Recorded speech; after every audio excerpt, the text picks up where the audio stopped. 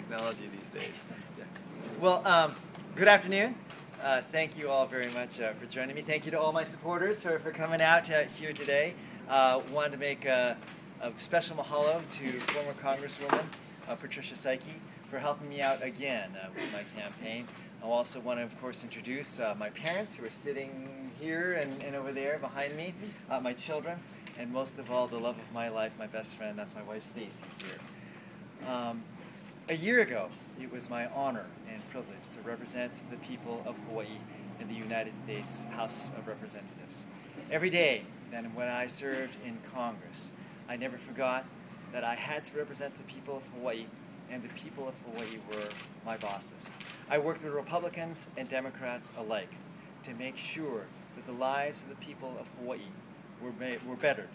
And I worked with people like Democrat Congressman Gabriel Giffords to introduce the Truth in Lending Act.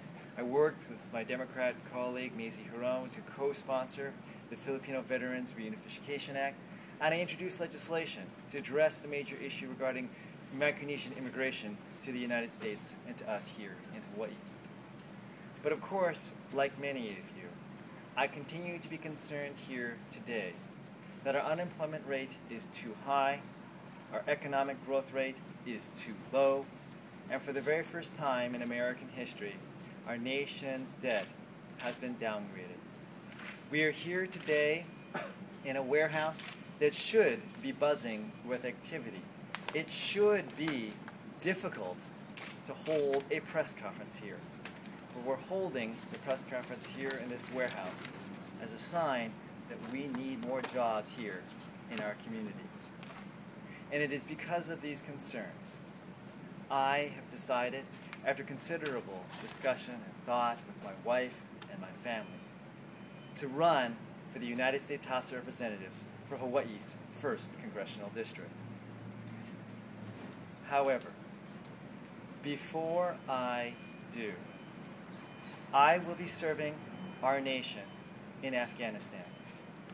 As many of you know, I have served as an Army Reserve officer for over 10 years now. I have been mobilized and I will deploy with the 10th Mountain Division soon after Labor Day, and I'll be returning back to Honolulu in the last week of March. I know that the timing of my deployment is not ideal, and I realize that this is enormously disruptive to myself, to my family, and of course to this campaign.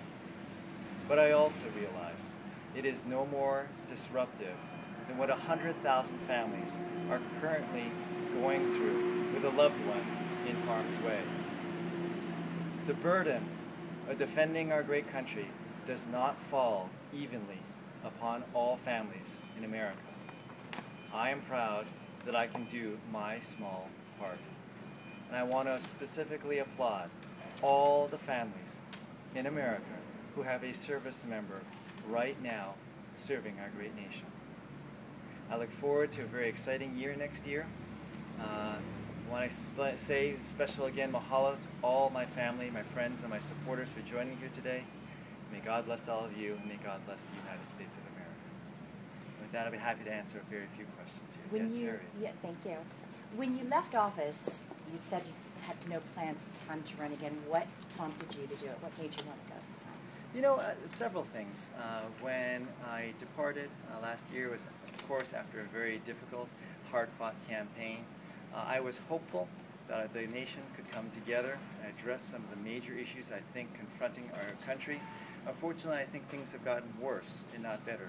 I think the level of polarization in Washington, D.C. has gone down.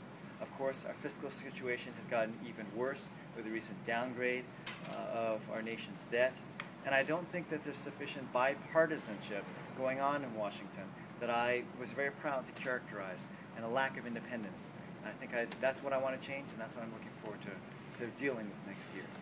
How will you conduct your campaign differently? The polls were really close, showed that you were really close with Manabusa in the last election, but more than 10,000 votes separated you two. How will you conduct your campaign differently? Well, first of all, in the immediate near future, I'm not going to be conducting any aspect of my campaign when I'm on active duty. I will not be doing and participating. Instead, I will leave it in the very capable hands of my campaign team. But in terms of the longer campaign next year, I look forward to comparing my record and the record of any other, whoever my eventual opponent may be. I had